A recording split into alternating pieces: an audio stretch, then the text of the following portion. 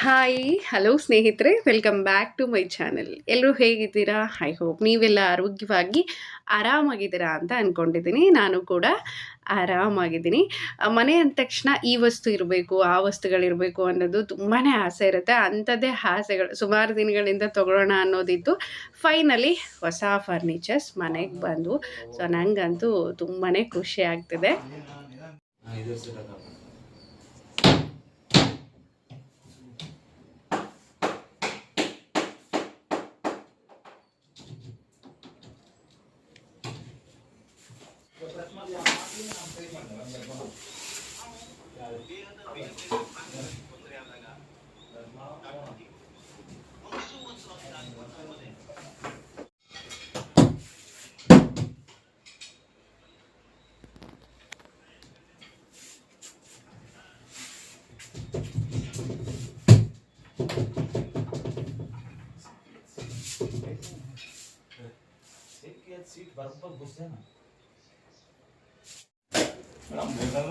ಏನಾ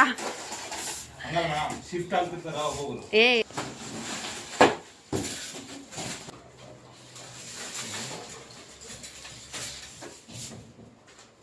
ಅಲ್ಲಿ ಆಗಿಲ್ಲ ಅಂತ ಆಗಿಲ್ಲ ಅಂದ ಚೆನ್ನಾಗಪ್ಪ ಏನು ಇಲ್ಲ ಸ್ವಲ್ಪ ಸುಮ್ಮನೆ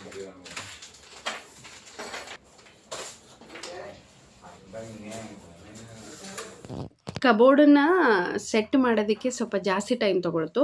ಸೊ ಇವಾಗ ಡೈನಿಂಗ್ ಟೇಬಲ್ ಮಾಡ್ತಿದ್ದಾರೆ. ಬೆಳಗ್ಗೆ ಬಂದಿದ್ದರೆ ಇಷ್ಟೊತ್ತಿಗೆ ಕೆಲಸನೇ ಆಗೋಗಿರೋದು. ಮಧ್ಯಾಹ್ನದ ಮೇಲೆ ಬಂದುಬಿಟ್ರು. ಸೊ ಮಕ್ಕಳು ಬರೋಷ್ಟೊತ್ತಿಗೆ ಕ್ಲೀನ್ ಮಾಡ್ಕೊಳ್ಳೋಣ ಅಂದ್ಕೊಂಡ್ವಿ, ಅದು ಸಾಧ್ಯ ಆಗಲೇ ಇಲ್ಲ.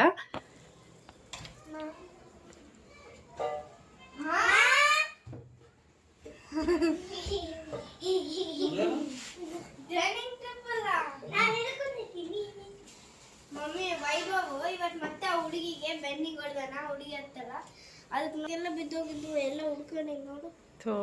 ಏನು ದಿನ ಒಂದೊಂದು ಕಂಪ್ಲೇಂಟು ವೈಭವ್ ನಿಂದು.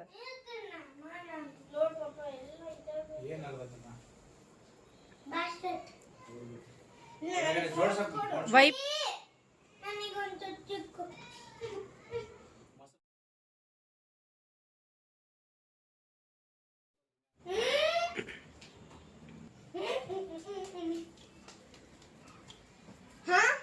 ವೈಭವನ್ ಬಟ್ಟೆ ಇಡಾಕಿದೆ ಇದಷ್ಟೇ.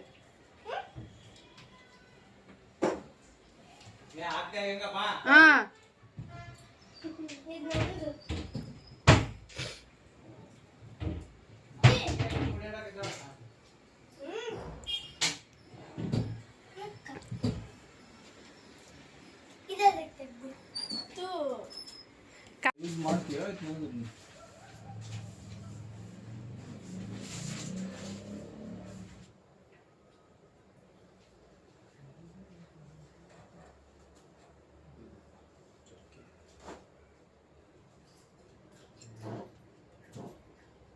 ಬ್ಲಾಕ್ ಪ್ಯಾಂಟ್ ತಗೋಕೆ ಐರನ್ನಿಗೆ ಐತೆ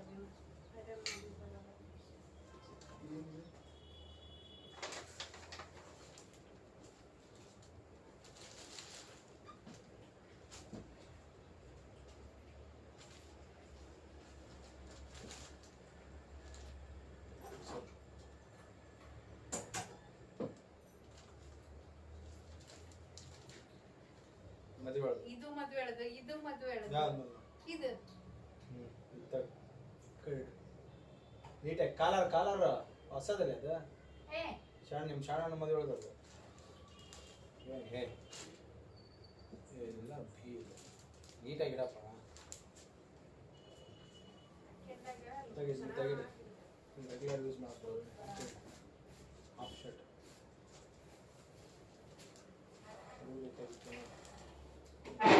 ಕಾಲರ್ ಬೇಸ್ ಮಾಡಿ ತೆಗಿತೀವಿ ಬೇಸ್ ಮಾಡಿ. ಬಾಯ್ ಮಾ ಸಕ್ರಿ. ರಾತ್ರಿ ಎಷ್ಟೊತ್ತಾದರೂ ಆಗಿರಲಿ ಈ ಕೆಲಸ ಮುಗಿಸ್ಕೊಂಡೇ ಮಲ್ಕೊಂಬಿಡೋಣ ಅಂತ ಅಂದ್ಕೊಂಡ್ವಿ. ಈ ರೂಮಲ್ಲಿ ಟ್ರೀಸರಿ, ದಿವಾನ್ ಕಾಟು, ಸ್ಟಡಿ ಟೇಬಲ್ ಇರೋದ್ರಿಂದ ಯಾವ ಕಡೆ ಸರಿಸಿ ಕ್ಲೀನ್ ಮಾಡ್ಕೊಳಕ್ಕೆ ಹೋದರೂ ಅದು ಕ್ಲೀನ್ ಅಂತ ಅನ್ಸೋದೇ ಇಲ್ಲ. ಹಾಗಾಗಿ ಬಟ್ಟೆಗಳನ್ನೆಲ್ಲ ಜೋಡಿಸ್ಕೊಂಡು ಕ್ಲೀನ್ ಮಾಡ್ಕೊಳ್ಳೋಣ ಅಂತ ಹೇಳಿ ಇನ್ನು ಮಕ್ಕಳ ಟ್ಯೂಷನಿಗೆ ಕಳಿಸ್ಬಿಟ್ಟು ಅವ್ರು ಬರೋಷ್ಟೊತ್ತಿಗೆ ಏನೇನೆಲ್ಲ ಆಗುತ್ತೆ ಅದನ್ನು ಮಾಡ್ಕೊಳ್ಳೋಣ ಅಂತ ಹೇಳಿ ಬೇಗ ಬೇಗ ಎಲ್ಲ ಬಟ್ಟೆನೂ ಜೋಡಿಸ್ಕೊಳ್ತಿದ್ದೀನಿ. ಚಿಕ್ಕ ಚಿಕ್ಕ ಬಟ್ಟೆ ಇರೋದ್ರಿಂದ ಸ್ವಲ್ಪ ಜಾಸ್ತಿನೇ ಟೈಮ್ ತೊಗೊಳುತ್ತೆ.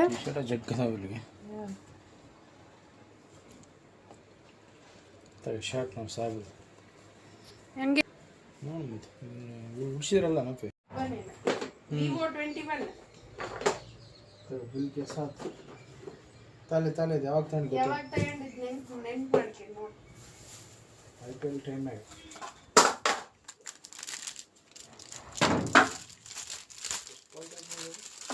ವಾಟ್ಸಲ್ಲಿ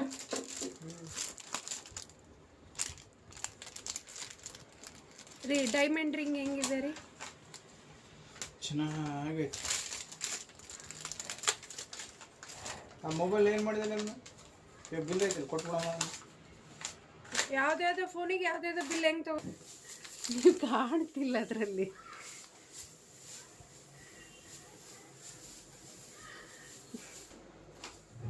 ಈ ಇಯರ್ ರಿಂಗು ಹಾಗೆ ಫಿಂಗರ್ ರಿಂಗು ಈ ಎರಡೂ ಮಿಂತ್ರದಲ್ಲಿನೇ ತೊಗೊಂಡಿದ್ದು. ಒಂದು 5-6 ವರ್ಷ ಆಯ್ತೇನೋ. ಇಯರ್ ರಿಂಗ್ ಎಷ್ಟು ಕ್ಯೂಟ್ ಇದೆ, ಸೀರೆ ಮೇಲೆಲ್ಲ ತುಂಬ ಚೆನ್ನಾಗಿ ಕಾಣಿಸುತ್ತೆ. ಸ್ವಲ್ಪ ವೇಟ್ ಜಾಸ್ತಿ ಇರೋದ್ರಿಂದ ಜಾಸ್ತಿ ಹೊತ್ತು ಹಾಕ್ಕೊಂಡ್ರೆ ಕಿವಿ ನೋವು ಬರುತ್ತೆ. ಈಗ ಒಂದು 2-3 ವರ್ಷ ಆಯಿತು ಹಾಕ್ಕೊಂಡೇ ಇಲ್ಲ ಈ ಮನೆಗೆ ಬಂದಳಿಂದ. ಇನ್ನು ಬಟ್ಟೆಗಳೆಲ್ಲ ಏನಿತ್ತಲ್ಲ ಅದನ್ನೆಲ್ಲ ಕಂಪ್ಲೀಟಾಗಿ ಜೋಡಿಸ್ಕೊಂಡಿದ್ದೀನಿ. ಬೇರೆ ಏನೂ ಇಟ್ಟಿಲ್ಲ. ಮೊದಲು ರೂಮ್ನ ಕ್ಲೀನ್ ಮಾಡ್ಕೊಂಬಿಡೋಣ ಅಂತ ಹೇಳಿ ಇನ್ನು ನೆಕ್ಸ್ಟ್ ವ್ಲಾಗ್ನ ಕಂಟಿನ್ಯೂ ಮಾಡ್ತಿದ್ದೀನಿ. ಇದು ಸ್ವಲ್ಪ ಮಿಕ್ಸ್ ವ್ಲಾಗ್ ಆಗಿರುತ್ತೆ. ಬೆಳಗ್ಗೆ ಲೇಟಾಗಿ ಎದ್ವಿ. ವೈಭವ್ಗೆ ಸ್ವಲ್ಪ ಫುಡ್ ಇನ್ಫೆಕ್ಷನ್ ಥರ ಆಗಿ ರಾತ್ರಿ ವಾಮಿಟ್ ಆಗ್ಬಿಡ್ತು. ಅವ್ನು ಬೇಗ ಮಲ್ಕೊಳ್ಳೇ ಇಲ್ಲ. ಇನ್ನು ಮಲ್ಕೊಳ್ಳದೇ ಇರೋದ್ರಿಂದ ಬೇಗ ಬೆಳಗ್ಗೆ ಎಚ್ಚರ ಆಗೋದೇ ಇಲ್ಲ. ಹಾಗಾಗಿ ಎದ್ದಿರೋದು ಲೇಟ್ ಆಗಿದೆ ಅಲ್ವಾ, ಏನಾದರೂ ಒಂದು ಕೆಲಸ ಮಾಡ್ಕೊಂಬಿಡೋಣ ಅಂತ ಹೇಳಿ ನಾನು ಈ ಟೇಬಲ್ನ ಕ್ಲೀನ್ ಮಾಡ್ಕೊಳ್ತಿದ್ದೀನಿ. ಮೇಲೆ ಎಲ್ಲ ಪ್ಲೇಟ್ಸು, ಬೌಲ್ಸು ಆ ಥರ ಇಟ್ಕೊಂಡಿದ್ದೆ. ಕೆಳಗಡೆ ರ್ಯಾಕಲ್ಲಿ ಹಸ್ಬೆಂಡ್ದು ಕೆಲವೊಂದಿಷ್ಟು ವಸ್ತುಗಳಿತ್ತು. ಅದನ್ನು ಹೆಂಗೂ ಹೊಸ ವಾರ್ಡ್ರೋಬ್ ತಂದಿದ್ದೀವಲ್ಲ ಅದಕ್ಕೆ ಶಿಫ್ಟ್ ಮಾಡಿ ಎರಡು ಕಡೆ ಈ ವಸ್ತುಗಳನ್ನ ಇಟ್ಕೊಳ್ಳೋಣ. ಅಡುಗೆ ಮನೇಲಿ ಕೂಡ ಸ್ವಲ್ಪ ಇದೆ, ಅದನ್ನೆಲ್ಲ ತಂದಿಡೋಣ ಅಂತ ಹೇಳಿ ಕ್ಲೀನ್ ಮಾಡ್ತಿರ್ಬೇಕಾದ್ರೇ ಸ್ಕೂಲ್ ಕಡೆಯಿಂದ ಕಾಲ್ ಬಂತು. ವೈಭವ್ನ ಕರ್ಕೊಂಡು ಹೋಗ್ಬಿಡಿ, ಅವನು ಸುಸ್ತಂತ ಹೇಳ್ತಿದ್ದಾನೆ, ಡಲ್ ಇದ್ದಾನೆ ಅಂತ ಹೇಳಿ. ನಿಜವಾಗ್ಲೂ ನನಗೆ ಕರ್ಕೊಂಡು ಬರೋಕ್ಕೆ ಇಷ್ಟನೇ ಇರಲಿಲ್ಲ. ಬೆಳಗ್ಗೆಲ್ಲ ಅವ್ನು ನಾರ್ಮಲ್ ಆಗಿಯೇ ಇದ್ದ. ನಿದ್ದೆ ಸರಿಯಾಗಿ ಆಗಿಲ್ಲ ಅನ್ನೋದು ಬಿಟ್ಟರೆ ಅವನು ಆರಾಮಾಗೇ ಇದ್ದ. ಬಟ್ ಅವರು ಟೀಚರ್ ಇದ್ದರೆ ಇಲ್ಲ, ಟೆಸ್ಟ್ ಕೂಡ ಮುಗ್ದಿದೆ. ಇವತ್ತು PUC ಇತ್ತು ಅವ್ರದ್ದು, ಮುಗ್ದಿದೆ. ಪಾಪ ರೆಸ್ಟ್ ಮಾಡಲಿ, ಕರ್ಕೊಂಡು ಹೋಗ್ಬಿಡಿ, ನಾಳೆಗೆ ಫ್ರೆಶ್ ಆಗ್ತಾನೆ ಅವನು ಅಂತ ಹೇಳಿದರು. ಸೊ ಹಾಗಾಗಿ ಕರ್ಕೊಂಡು ಬಂದು ಮಲಸಿದ್ದೀನಿ. ಅವ್ನು ಮಲ್ಕೊಳ್ಳಲ್ಲ, ಅದೇ ಬೇಜಾರು. TV ನೋಡ್ತೀನಿ ಇಲ್ಲ ಆಟ ಆಡ್ತೀನಿ ಅಂತ ಹೇಳ್ತಾನೆ. ಇನ್ನು ಅಡುಗೆ ಮನೆ ವಸ್ತುಗಳನ್ನೆಲ್ಲ ಈ ಥರ ಜೋಡಿಸ್ಕೊಂಡಿದ್ದೀನಿ. ಜಾಸ್ತಿ ಹೊತ್ತು ಅಡುಗೆ ಮನೆಯಲ್ಲೇ ಟೈಮ್ ಕಳೆಯೋದ್ರಿಂದ ನನಗೆ ಸಿರಾಮಿಕ್ ಬೌಲ್ ಆಯಿತು, ಹಾಗೆ ಕಟ್ಟಿಗೆದು, ಮಣ್ಣಿಂದು ತುಂಬ ಇಷ್ಟ ಆಗುತ್ತೆ. ಜಾಸ್ತಿ ನಾನು ಅಡುಗೆ ಮನೆಗಂತಲೇ ವಸ್ತುಗಳನ್ನು ತೊಗೊಳ್ತೀನಿ. ನನಗೆ ಅಂತ ನಾನು ತುಂಬ ಕಡಿಮೆ ಏನಾದರೂ ತೊಗೊಳ್ಳೋದು. ಬಟ್ ಏನಾದರೂ ಚೆನ್ನಾಗಿರೋದು ಸಿರಾಮಿಕಲ್ಲಿ ಹಾಗೆ ಗ್ಲಾಸಲ್ಲಿ ಕಂಡಾಗ ಅದನ್ನು ನಾನು ಸೇವ್ ಮಾಡಿಟ್ಕೊಂಡು ಸೇಲ್ ನಡೆಯೋ ಟೈಮಲ್ಲಿ ತರಿಸ್ಕೊಳ್ತೀನಿ. ಹಾಗಾಗಿನೇ ಸುಮಾರು ತರಿಸ್ಕೊಂಡಿದ್ದೀನಿ. ಇನ್ನೊಂದು ಸ್ವಲ್ಪ ಕಿಚನಲ್ಲೆಲ್ಲ ಇದೆ, ಅದು ರೆಗ್ಯುಲರಾಗಿ ಬಳಸ್ತಿರ್ತೀನಿ. ಇದು ಸ್ವಲ್ಪ ರೇರಾಗಿ ಬಳಸೋದನ್ನು ಈ ಥರ ಜೋಡಿಸ್ಕೊಂಡಿದ್ದೀನಿ. ಇನ್ನು ಇದು ಕಂಪ್ಲೀಟಾಗಿ ಕ್ಲೀನ್ ಆಯಿತು. ಹಾಗೆ ಈ ಟೇಬಲ್ ಕೂಡ ಅಷ್ಟೇ, ಮನೆಗೆ ಬಂದವರು ಮೊದಲು ಕೇಳ್ತಾ ಇರ್ತಾರೆ ಇದನ್ನ ಎಲ್ಲಿ ತೊಗೊಂಡ್ರಿ ಅಂತ ಹೇಳಿ. ಸೊ ಇದು ಕೂಡ ಆನ್ಲೈನೇ. ಸ್ವಲ್ಪ ಡಿಫ್ರೆಂಟ್ ಇರೋದ್ರಿಂದ ಬಂದವರೆಲ್ಲ ಫಸ್ಟ್ ಕೇಳ್ತಾ ಇರ್ತಾರೆ. ಕ್ವಾಲಿಟಿ ಕೂಡ ಚೆನ್ನಾಗಿದೆ, ಅದರದ್ದು ಡಿಸೈನ್ ಕೂಡ ತುಂಬಾ ಚೆನ್ನಾಗಿದೆ. ಇನ್ನು ಸಿರಿಧಾನ್ಯಗಳು ಖಾಲಿಯಾಗೋಗಿತ್ತು, ತರಿಸ್ಕೊಂಡಿದ್ದೀನಿ. ನಾನು ಮೊನ್ನೆ ಡಾಕ್ಟ್ರ್ ಹತ್ರ ಹೋದಾಗ, ಸರ್ ನಂಗೆ ಕೈ ನೋವಾಗಿದೆ, ಗೋಡೆ ಬಡಿದಿದೆ, ಆಮೇಲೆ ಪ್ಲಾಸ್ಟಿಕ್ ಪೊರಕೆ ಯೂಸ್ ಮಾಡ್ತೀನಿ, ಕಾರ್ಪೆಟ್ ಎಲ್ಲ ಸ್ವಲ್ಪ ದೊಡ್ಡದಿದೆ, ಜಾಡಿಸಿ ನನಗೇನಾದರೂ ಕೈ ನೋವು ಬಂದಿದೆನಾ ಅಂತ ಹೇಳಿ ಕೇಳಿದಾಗ, ಇಲ್ಲ ಆ ಥರ ಏನಾದರೂ ನೀವು ಗೋಡೆಗೆ ಬಡಿಸ್ಕೊಂಡು ಎಲ್ಬೆ ನಿಮ್ಗೆ ನೋವಾಗಿದೆ ಅಂದರೆ ಕೈ ಸ್ವಲ್ಪ ಸ್ವೆಲ್ ಬರುತ್ತೆ, ಅದಲ್ಲ ವಿಟಮಿನ್ಸ್ ಕಡಿಮೆಯಿಂದ ಈ ಥರ ಆಗ್ತಿದೆ ಅಂತ ಹೇಳಿ. ಮುಂಚೆ ನನಗೆ ಕಾಲು ನೋವು ಬರ್ತಾಯಿತ್ತು, ಅದು ಕಡಿಮೆ ಆಯಿತು. ಸೊ ಇವಾಗ ಕೈ ನೋವು ಅದಕ್ಕೆ ಒಂದು ತಿಂಗಳದ್ದವರು ಮೆಡಿಸಿನ್ ಕೊಟ್ಟಿದ್ದರು. ಸೊ ಅದಕ್ಕೆ ಪರ್ಮನೆಂಟ್ ಸೊಲ್ಯೂಷನ್ ನೋಡಿದಾಗ ಈ ಸಿರಿಧಾನ್ಯಗಳನ್ನು ಒಂದು 6 ತಿಂಗಳ ತಿಂದುಬಿಟ್ರೆ ವಿಟಮಿನ್ಸ್ ಕೊರತೆನೇ ಇರೋದಿಲ್ಲ, ಆರಾಮಾಗುತ್ತೆ ಅಂತ ಹೇಳಿದ್ರು. ಇನ್ನು ಫುಡ್ಡಿಂದ ಅದೆಲ್ಲ ಕವರ್ ಆಗುತ್ತೆ ಅಂದರೆ ಹಸ್ಬೆಂಡ್ ಮೊದಲು ತಂದು ಕೊಡ್ತಾರೆ, ಅದು ಏನೇ ಆಗಿರಲಿ ಕಂಪ್ಲೀಟಾಗಿ ಅದರಿಂದ ದೂರ ಇರ್ಬೋದು ಅಂತ ಹೇಳಿ. ಇನ್ನು ರೆಗ್ಯುಲರ್ ಆಗಿ ಇನ್ಮೇಲೆ ಗಂಜಿ ಮಾಡ್ಕೋಬೇಕು. ಸೊ ಒಂದು 6 ತಿಂಗಳ ಕುಡಿದ್ಬಿಟ್ರೆ ಅದು ಪರ್ಮನೆಂಟಾಗಿ ಹೋಗುತ್ತೆ ಅಂತ ಹೇಳಿದ್ದಾರೆ. ನೋಡೋಣ, ಊಟ ಅಲ್ವಾ, ತಿಂದು ಟ್ರೈ ಮಾಡೋಣ ಅಂತ ಹೇಳ್ಬಿಟ್ಟು ನಾನು ಸಿರಿಧಾನ್ಯಗಳನ್ನು ತರಿಸ್ಕೊಂಡಿದ್ದೀನಿ. ಇನ್ನು ಕ್ಲೀನಿಂಗ್ ಕೆಲಸ ಅನ್ನೋದು ಇದು ಎಂಡ್ಲೆಸ್, ಇದು ನಡೀತಾನೇ ಇರುತ್ತೆ. ಏನಾದರೂ ಒಂದು ಇದ್ದೇ ಇರುತ್ತೆ ಮಾಡಬೇಕು ಅಂತ ಅಂದ್ಕೊಂಡಾಗ ಯಾವುದಾದ್ರೂ ಒಂದು ಕೆಲಸ ಸಿಕ್ಕೇ ಸಿಗುತ್ತೆ. ಸೊ 2 ಗಂಟೆ ಆಗೋಯ್ತು ನಾನೆಲ್ಲ ಕ್ಲೀನಿಂಗ್ ಕೆಲಸ ಮಾಡ್ಕೊಳ್ಳೋಷ್ಟೊತ್ತಿಗೆ. ಒಂದು ಅಂತ ಕುಂತಿರ್ತೀನಿ, ಇವತ್ತು ಈ ಕೆಲಸ ಮಾಡ್ಕೊಂಬೇಡ, ಅದರಿಂದ ಮತ್ತೆ ಇನ್ನೊಂದೇನೋ ನೆನ್ಪು ಮಾಡ್ಕೊಳ್ತೀನಿ. ಸೊ ಹಾಗಾಗಿನೇ ಜಾಸ್ತಿ ಹೊತ್ತಾಗುತ್ತೆ. ಅವನು ಮಲ್ಕೊಳ್ಳೇ ಇಲ್ಲ, ಎಷ್ಟೇ ಹೇಳಿದ್ರು ಇಲ್ಲ ನಾನು ಟಿ ವಿ ನೋಡ್ತೀನಿ, ಕೂರ್ತೀನಿ ಅಂತ ಹೇಳ್ತಾ ಇದ್ದ. ಹಾಗಾಗಿ ಸ್ವಲ್ಪ ಡ್ರಾಯಿಂಗ್ ಆದರೂ ಮಾಡಲಿ ಅಥವಾ ಏನಾದರೂ ಬರೀಲಿ ಅಂತ ಹೇಳ್ಬಿಟ್ಟು ಕೂರಿಸಿದ್ದೀನಿ. ನಾನು ರೆಸ್ಟ್ ಮಾಡೋಕ್ಕೆ ಅಂತ ಬಂದಿದ್ದರೆ ನೀವು ಮತ್ತೆ ಬರೆಯೋದಕ್ಕೆ ಕೊಡ್ತೀರಾ, ಓದೋದಕ್ಕೆ ಕೊಡ್ತೀರಾ ಅಂತಲೇ ಹೇಳ್ತಾ ಇದ್ದ. ಎಷ್ಟೊಂದೆಲ್ಲ ನಾವು ಏನೇ ಹೇಳಿದರೂ ಕೂಡ ಅದಕ್ಕೆ ಒಳ್ಳೆ ಉತ್ತರ ಕೊಡೋಷ್ಟರ ಮಟ್ಟಿಗೆ ಅವ್ರ ಮಾತುಗಳಿರುತ್ತೆ. ನನಗೆ ಆಶ್ಚರ್ಯ ಆಗ್ತಾ ಇರುತ್ತೆ ವೈಭವ್ ನೋಡಿದಾಗ. ವೈಶು ಹಾಗಲ್ಲ, ಏನಿದ್ರೂ ಅವಳು ರೀಪ್ಲೇ ಮಾಡಲ್ಲ. ಇವನು ಹಂಗಲ್ಲ, ಏನಿದ್ರೂ ಮೊದಲು ರೀಪ್ಲೇ ಕೊಟ್ಬಿಡ್ತಾನೆ. ಸೊ ಹಾಗಾಗಿನೇ ಕೂರಿಸಿದ್ದೀನಿ ಒಂದು ಕಡೆ, ಕೂತಿದ್ದಾನೆ. ಇನ್ನೂ ಫ್ರೆಶ್ ಅಪ್ ಮಾಡಿಸಿಲ್ಲ ಅವನನ್ನು. ನಾನು ಫ್ರೆಶ್ ಆಗೋ ಟೈಮಲ್ಲಿನೇ ಮಾಡಿಸೋಣ ಅಂತ ಹೇಳ್ಬಿಟ್ಟು ಡ್ರಾಯಿಂಗ್ ಮಾಡಲಿ ಅಂತ ಹೇಳಿ ಕೂರಿಸಿದ್ದೀನಿ. ಇನ್ನು ಕ್ಲೀನಿಂಗ್ ಎಲ್ಲ ಮುಗೀತು, ಸ್ವಲ್ಪ ಪಾತ್ರೆಗಳೆಲ್ಲ ಇದೆ, ಅದನ್ನು ಕ್ಲೀನ್ ಮಾಡ್ಕೊಳ್ತಿದ್ದೀನಿ. ಹಾಗೆ ಮಧ್ಯದಲ್ಲಿ ಎಷ್ಟಾಗುತ್ತೋ ಅಷ್ಟು ನೆನ್ಪು ಮಾಡ್ಕೊಂಡು ನೀರು ಕುಡಿತಾನೆ ಇರ್ತೀನಿ. ಈ ಚಳಿಗಾಲಕ್ಕೆ ನೀರು ಹೋಗಲ್ಲ, ಆದರೂ ಕೂಡ ಕಂಪಲ್ಸರಿ ನೀರು ಕುಡಿಲೇಬೇಕು. ಇನ್ನು ನಾನಿಲ್ಲಿ ಸಿರಿಧಾನ್ಯಗಳನ್ನು ನೆನೆ ಹಾಕ್ತಿದ್ದೀನಿ.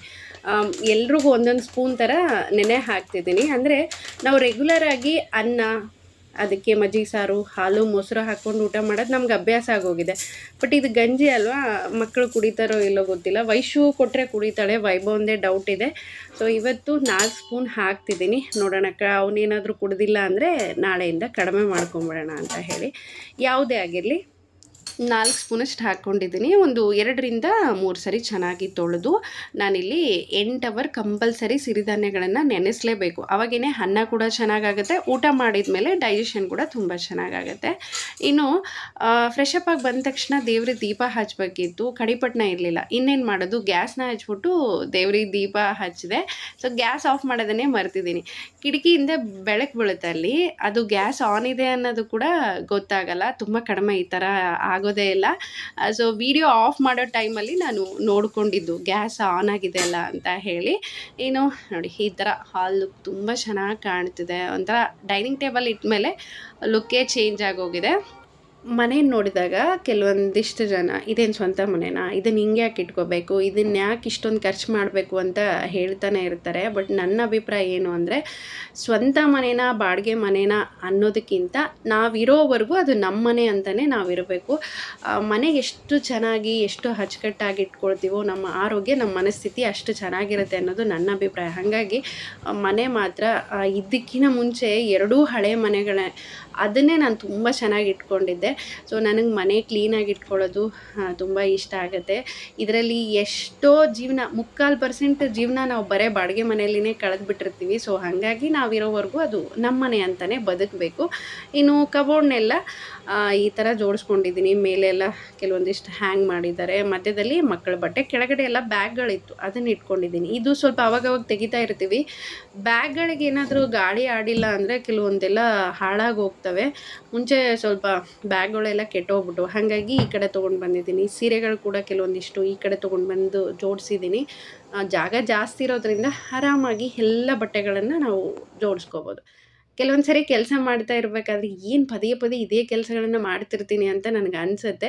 ಬಟ್ ಮಾಡದೇ ಇದ್ದರೆ ಅದು ಮನಸ್ಸಿಗೆ ಸಮಾಧಾನನೇ ಇರೋಲ್ಲ. ಇನ್ನು ಅವಕೋಡ ಜ್ಯೂಸ್ ಬೇರೆ ತೊಗೊಂಡು ಬಂದಿದ್ದು, ಕುಡಿತಾ ಕೂತಿದ್ದೀನಿ ಸ್ವಲ್ಪ.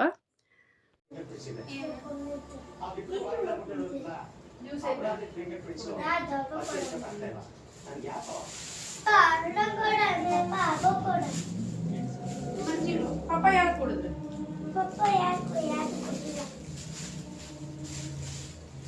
ಅತಿಯಾದ ಪ್ರೀತಿ ಒಳ್ಳೆಯದಲ್ಲ.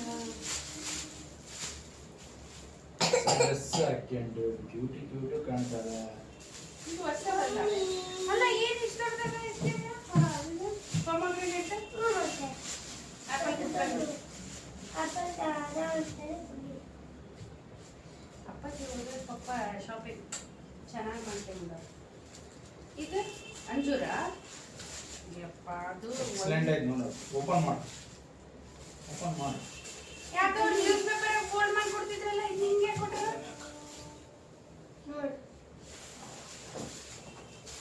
ನೀನು ನನಗೆ ತಿನ್ಬೇಕು. ಇಷ್ಟ ಇಲ್ಲ ಅಪ್ಪಾಜಿ. ಮಮ್ಮಿ ತಿನ್ಬೇಕು. Good for health. ಆರೆಂಜ್ ಸುಲ್ಕೊಡ್ಲ ವೈಭವ ಒಂದು ಪೀಸ್ ಮಾ. ಈಗ ನಾವು ಕುಡಿದು ನೀನು ಬೇಕಾ? ಐ ಇವಾಗ ಕುಡಿದ್ ಬಂದೀನಿ ಅವಾಗ ಕುಡಿದ್ ಬಂದೀನಿ ಅಲ್ಲ, ಇವಾಗ ಬೆಳಿಗ್ಗೆ ಊಟ ಹೊಟ್ಟೆಲಿ ಇಲ್ಲಲ್ಲ ನಿನಗೆ, ಒಂದೇ ಸುಲ್ ಕೊಡ್ತೀನಿ ಅಪ್ಪಾಜಿ ಪ್ಲೀಸ್ ಮಾ. ರೊಟ್ಟಿ ತಿಂತಾರೆ ಬಿಡ್ಲ ಅದ? ರೊಟ್ಟಿ ತಿಂತೀಯಾ? ಒಲ್ಲ ಅಂತದ ಅದೇನು ತಿಂತೀಯ ಬಜ್ಜಿ? ಬೇಡ ಅಂದ ನಾಗು, ಅದೇ ಹ್ಞೂ ನಾಗು ಏನು ಹಾಕೋದು ಬೇಡನ್ನ? ಒಲ್ಲ ಊಟ ಕೊಡ್ಬೇಡ, ಯಾಕೆ? ಜ್ಯೂಸೇ ಕೊಡು, ಆಮೇಲೆ ಮತ್ತೇನೋ ವಾಮಿಟ್ ಆಗಿಲ್ಲ ಅಂದ್ರೆ ಬೇಕಾದ್ರೆ ಸಾಯಂಕಾಲ ಏನಾದಲ್ಲಿ ಕೊಡು. ಇನ್ಸ್ಪೆಕ್ಷನ್ ಆದಂಗೆ ಆಯ್ತು ಒಳಗ. ಇಲ್ಲ ಅದು ಬೆಳಿಗ್ಗೆ ಕೂಡ ಹೆವಿ ಲೋಡ್ ಆಯ್ತು ಅದು. ಅದ ಕರೆಕ್ಟ್ ಒಂದ್ ಗ್ಲಾಸ್ ಅದ್ ಗಂಜಿ ಕುಡಿದು ಒಂದ್ ರೊಟ್ಟಿಗೆ ಸರಿ ಹೋಗಿತ್ತ. ನೀವು ಬಿಡಿದ್ರೆ ಅದನ್ನ ಬಾ ಬಾ ಬಾ ಬಾ ಇನ್ನ ಹೆವಿ ತಿನ್ಸಿ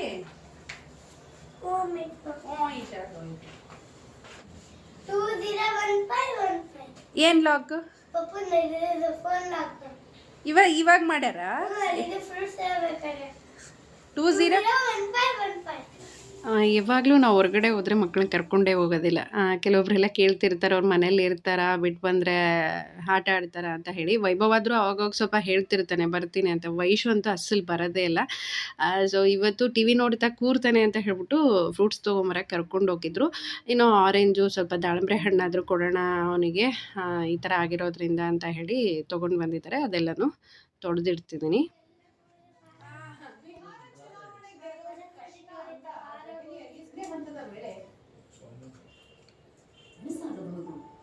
ನಮಸ್ಕಾರ, ನನ್ನ ಹೆಸರು ವೈಭವ್. ನಮ್ಮ ಮಮ್ಮಿ ರೊಟ್ಟಿ ಮಾಡಿದ್ದಾರೆ. ಇದನ್ನ ಫೋಲ್ಡ್ ಮಾಡಿ ನೋಡಿ. ಹುಂಚೆಕಾಯಿ ಚಿಪ್ಪ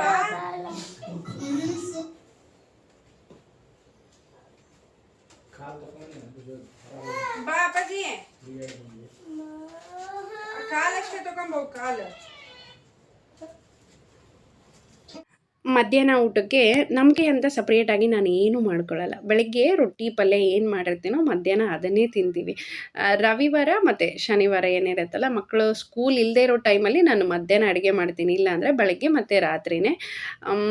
ಬೆಳಗ್ಗೆ ರೊಟ್ಟಿ, ಕಡಲೆಕಾಳು ಪಲ್ಯ, ಹಾಗೆ ಜುಣಕನ ಮಾಡ್ಕೊಂಡಿದ್ದೆ. ಬೆಳಗ್ಗೆ ಚೆನ್ನಾಗಿ ಊಟ ಮಾಡಿರ್ತೀವಿ, ಮಧ್ಯಾಹ್ನ ಕೆಲವೊಂದು ಸರಿ ಹಸುವಾಗುತ್ತೆ, ಕೆಲವೊಂದು ಸರಿ ಆಗಲ್ಲ, ಬೇಕು ಬೇಡ ಊಟ ಮಾಡಿ ಬಿಡ್ತೀವಿ. ಮಕ್ಕಳು ಕೂಡ 3 ಟೈಮು ಬರೀ ರೊಟ್ಟಿ ಪಲ್ಯನೇ ತಿಂದಿರ್ತಾರೆ. ಅಷ್ಟೊಂದು ಅಡ್ಜಸ್ಟ್ ಆಗೋಗಿದ್ದೀವಿ ಈ ಊಟಕ್ಕೆ.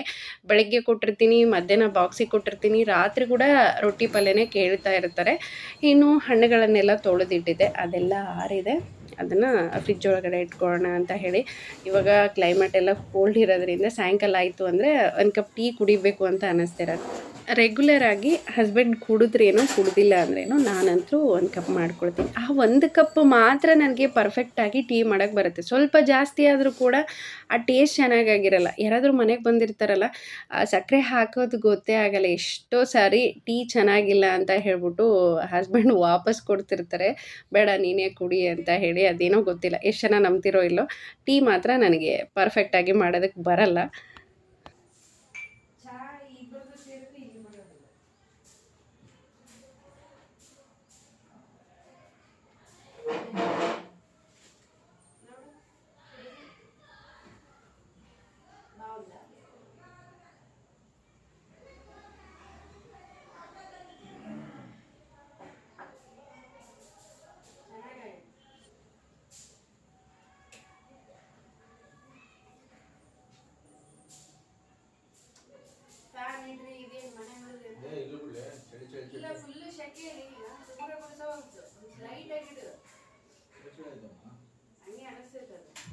ನೈಟ್ ಊಟಕ್ಕೆ ಉಪ್ಪಿಟ್ಟು ಮಾಡ್ಕೊಳ್ತಿದ್ದೀನಿ. ಇದು ಬೇಗ ಆಗುತ್ತೆ, ಹಾಗೆ ಈ ಚಳಿಗಾಲಕ್ಕೆ ಬೆಚ್ಚಗಂತಲೇ ಹೇಳ್ಬೋದು. ಹಸ್ಬೆಂಡ್ ಹೊರಗಡೆ ಹೋಗೋದಿದೆ, ನಾನು ಬರೋದು 9:30 ಆಗುತ್ತೆ. 9:30 ಮೇಲೆ ಬಂದರೆ ಊಟ ಮಾಡಲ್ಲ, ಇನ್ನೇನು ಅದು ಡೈಜೆಷನ್ ಆಗಲ್ಲ ಬೇಡ ಅಂತ ಹೇಳ್ತಿರ್ತಾರೆ. ಹಾಗಾಗಿ ಅವರು ಹೋಗೋ ಟೈಮಲ್ಲೇ ನಾನು ಮಾಡಿಕೊಟ್ಬಿಡ್ತೀನಿ, ಬೇಕಿದ್ದಷ್ಟು ತಿಂದು ಹೋಗ್ತಾರೆ ಅಂತ ಹೇಳಿ. ಈಗ 2-3 ದಿನ ಆಯಿತು, ವೆಜಿಟೇಬಲು ಇಲ್ಲ, ಸೊಪ್ಪು ಇಲ್ಲ, ಕರಿಬೇವಿಲ್ಲ, ಕೊತ್ತಂಬರಿ ಇಲ್ಲ, ಹಾಗೆ ನಡೆದಿದೆ ಅಡುಗೆ ಎಲ್ಲ. ಇನ್ನು ಬೆಲ್ಲನೆಲ್ಲ ನಾನಿಲ್ಲಿ ಪೌಡ್ರ್ ಮಾಡಿ ಒಂದು ಡಬ್ಬದಲ್ಲಿ ಹಾಕಿ ಎತ್ತಿಟ್ಕೊಳ್ತೀನಿ. ರೆಗ್ಯುಲರಾಗಿ ಅಡುಗೆಗೆ, ಟೀಗೆ ಬಳಸೋದು ತುಂಬ ಒಳ್ಳೆಯದು. ಎಷ್ಟು ಸಾಫ್ಟ್ ಇದೆ ಅದು ಬೆಲ್ಲ ಅಂದರೆ, ಹಿಂಗೆ ಕೈಲೇ ಮುರಿದ್ರೆ ಮುರಿಯುತ್ತೆ, ಅಷ್ಟು ಸಾಫ್ಟ್ ಇದೆ. ಘಮ ಕೂಡ ಎಷ್ಟು ಚೆನ್ನಾಗಿದೆ. ಸೊ ಈ ಥರ ಒಂದು ಬಾಕ್ಸಲ್ಲಿ ಹಾಕಿ ಎತ್ತಿಟ್ಕೊಳ್ತಿದ್ದೀನಿ. ಇನ್ನು ಗಂಜಿ ಗಿಡೋಣ ಅನ್ನೋ ಟೈಮಲ್ಲಿನೇ ಇದು ಗ್ಯಾಸ್ ಖಾಲಿಯಾಗೋಯಿತು. ಒಳ್ಳೇದಾಯಿತು ಅಂತ ಅನ್ನಿಸ್ತಾಯಿತ್ತು. ಬೆಳಗ್ಗೆ ಆ ಟೈಮಲ್ಲಿ ಮಕ್ಕಳನ್ನ ಎಬ್ಬಿಸಿ ರೆಡಿ ಮಾಡಿಸಿ ಅವ್ರಿಗೆ ಊಟ ಮಾಡೋದಕ್ಕೇ ಆ ಟೈಮ್ ಸಾಲೋದೇ ಇಲ್ಲ. ಇನ್ನು ಅಂಥದ್ರಲ್ಲಿ ಗ್ಯಾಸ್ ಖಾಲಿಯಾಗೋಯಿತು ಅಂದರೆ ಕೈ ಕಾಲೇ ಆಡೋಲ್ಲ. ಸೊ ಆಗಿದ್ದು ಒಳ್ಳೇದಾಯಿತು ಅಂತ ಹೇಳಿ ಜೋಡಿಸ್ಕೊಳ್ತಿದ್ದೀನಿ. ಇವಾಗಂತೂ 1-1.5 ತಿಂಗಳು ಬರ್ತಿದೆ ಅಷ್ಟೇ. ರೆಗ್ಯುಲರಾಗಿ ರೊಟ್ಟಿ ಮಾಡ್ತಿರ್ತೀವಲ್ಲ, ಭಾಳ ಬೇಗ ಖಾಲಿಯಾಗಿ ಹೋಗ್ತಿದೆ. ಇನ್ನು ನಾನಿಲ್ಲಿ 1 ಸ್ಪೂನು ಈ ಮಿಲೆಟ್ಸ್ ಏನಿದೆ ಅಲ್ಲ, ಸಿರಿಧಾನ್ಯಗಳಿಗೆ 1 ಗ್ಲಾಸ್ ನೀರನ್ನು ಇಡಬೇಕು. ಯಾವುದೇ ತೊಗೊಳ್ಳಿ, ಅದಕ್ಕೆ 1 ಸ್ಪೂನಿಗೆ 1 ಗ್ಲಾಸ್ ಅನ್ನೋ ಥರ ನಾನು 4 ಸ್ಪೂನಿಗೆ 4 ಗ್ಲಾಸ್ ನೀರನ್ನು ಇಟ್ಟು ನಾನಿಲ್ಲಿ ಮಾಡ್ಕೊಳ್ತಿದ್ದೀನಿ. ನಮ್ಗೆ ಆಲ್ರೆಡಿ ಅದು ಅನ್ನ ಆಗಿರೋದು ಗೊತ್ತಾಗ್ಬಿಡುತ್ತೆ, ಒಂಥರ ಹರಳುತ್ತೆ ಅದು. ಅಲ್ಲಿವರೆಗೂ ಒಂದು 5 ನಿಮಿಷ ಕುದಿಸ್ಕೋಬೇಕಷ್ಟೇ. ಇದನ್ನು ಈ ಥರ ಸ್ಟೀಲಿನ ಪಾತ್ರೆಯಲ್ಲಿ ಮಾಡ್ಕೊಳ್ಳೋದಕ್ಕಿಂತ ಮಣ್ಣಿನ ಪಾತ್ರೆಯಲ್ಲಿ ಮಾಡಿಕೊಂಡ್ರೆ ಇದ್ರ ಬೆನಿಫಿಟ್ಸ್ ಎಲ್ಲ ಜಾಸ್ತಿ ಅಂತಲೇ ಹೇಳ್ತಾರೆ. ನನ್ನ ಹತ್ರ ಸ್ವಲ್ಪ ದೊಡ್ಡದಿದೆ, ಅದು ಅಗಲ ಇದೆ, ಹಾಗಾಗಿ ನಾನು ಇದರಲ್ಲಿನೇ ಮಾಡ್ತಿದ್ದೀನಿ. ನೋಡಿ ಈಗ ಆಗಿದೆ. ಇವಾಗ ಇದನ್ನು ಆಫ್ ಮಾಡಿ ಕಂಪ್ಲೀಟಾಗಿ ಅದು ತಣ್ಣಗಾಗಬೇಕು. ಆಮೇಲೆ ಒಂದು ಪ್ಲೇಟ್ ಆದರೂ ಮುಚ್ಬೋದು, ಇಲ್ಲ ಒಂದು ಕಾಟನ್ ಬಟ್ಟೆ ಕಟ್ಬಿಟ್ರಂತೂ ತುಂಬ ಒಳ್ಳೆಯದು. ಕಟ್ಟಿದರೆ ಒಳಗಡೆ ಇರುವೆ ಹೋಗಲ್ಲ, ಏನಿಲ್ಲ. ಬೆಳಗ್ಗೆ ಅನ್ನೋಷ್ಟೊತ್ತಿಗೆ ಗಂಜಿ ಪರ್ಫೆಕ್ಟ್ ಆಗಿರುತ್ತೆ. ಈ ಪ್ಲೇಟ್ ಮುಚ್ಚಿದಾಗ ಅದು ಸರಿಯಾಗಿ ಕೂರಲ್ಲ, ಆ ಕಡೆ ಈ ಕಡೆ ಏನಾದರೂ ಬೀಳ್ತಾ ಇರುತ್ತೆ. ಹಾಗಾಗಿ ನಾವು ರಾತ್ರಿ ಇಡೀ ಬಿಡ್ತೀವಿ ಅಂದಾಗ ಈ ಥರ ಬಟ್ಟೆ ಕಟ್ಟಿಬಿಟ್ರೆ ಅಂತೂ ತುಂಬಾ ಒಳ್ಳೆಯದು. ಈ ಥರ ಎದ್ದ ತಕ್ಷಣ 1 ಗ್ಲಾಸ್ ಗಂಜಿ ಕುಡಿದು ಒಂದು ಅರ್ಧ ಗಂಟೆ ಬಿಟ್ಬಿಟ್ಟು ಊಟ ಮಾಡಿದರೆ ರೋಗಗಳೇ ಬರೋದಿಲ್ಲ ಅಂತ ಹೇಳ್ತಾರೆ. ತುಂಬಾ ಒಳ್ಳೆಯದು. ಸೊ ಹಾಗಾಗಿ ನಾನು ಕುಡಿತಾ ಸ್ವಲ್ಪ ಮಕ್ಕಳಿಗೂ ಕೊಡೋಣ ಅಂತ ಹೇಳಿ ಇದನ್ನು ಪ್ರಾರಂಭ ಮಾಡಿದ್ದೀನಿ. ಇನ್ನು ಹಾಲು ಕೂಡ ಹೆಪ್ಪಾಕೋದಿತ್ತು, ಹಾಕಿದ್ದಾಗಿದೆ. ಕಿಚನ್ ಕ್ಲೀನಿಂಗ್ ಕೆಲಸ ಎಲ್ಲ ಮುಗೀತು. ಗಿಡಗಳಿಗೆ ನೀರು ಹಾಕ್ತಿದ್ದಾರೆ. ಆಲ್ರೆಡಿ ಒಂದು 4-5 ದಿನ ಆಯಿತು. ಮೊದಲೆಲ್ಲ ಅವರೇ ಗಿಡಗಳನ್ನು ನೋಡ್ಕೊಳ್ತಿದ್ದಿದ್ದು, ನೀರು ಹಾಕ್ತಿದ್ದಿದ್ದು. ಇವಾಗೆಲ್ಲ ಒಂದು ಗಿಡಕ್ಕೆ ಹಾಕಿದರೆ ಒಂದು ಗಿಡಕ್ಕೆ ಆಗಲ್ಲ. ಸೊ ಹಾಗಾಗಿ ಆದಷ್ಟು ಎಲ್ಲ ಗಿಡಗಳಿಗೆ ನೀರು ಹಾಕೋದು ನಾನೇ ಕೆಲಸ ಇತ್ತು ಅಂತ ಹೇಳಿ ಅವ್ರು ಮಾಡ್ತಿದ್ದಾರೆ. ಸೊ ಮುಂದೆ ಇರೋ ಗಿಡಗಳಿಗೆ ಅವ್ರು ಹಾಕಿದರು, ಈ ಕಡೆ ಸೈಡ್ ಇರೋ ಗಿಡಗಳಿಗೆಲ್ಲ ನಾನು ಹಾಕಿ ಕೆಲಸ ಮುಗಿಸ್ಕೊಂಡೆ. ಇವತ್ತಿನ ಈ ವ್ಲಾಗು ನಿಮಗೆಲ್ಲ ಇಷ್ಟ ಆಗಿದೆ ಅಂತಲೇ ಅಂದ್ಕೊಳ್ತೀನಿ. ಯಾರ್ಯಾರೆಲ್ಲ ಸಬ್ಸ್ಕ್ರೈಬ್ ಮಾಡದೆ ನೋಡ್ತಿದ್ದೀರಾ, ಪ್ಲೀಸ್ ಸಬ್ಸ್ಕ್ರೈಬ್ ಮಾಡಿ, ಹಾಗೆ ಲೈಕ್ ಮಾಡಿ, ಕಾಮೆಂಟ್ ಮಾಡಿ. ಸಿಗೋಣ ಮುಂದಿನ ವಿಡಿಯೋದಲ್ಲಿ.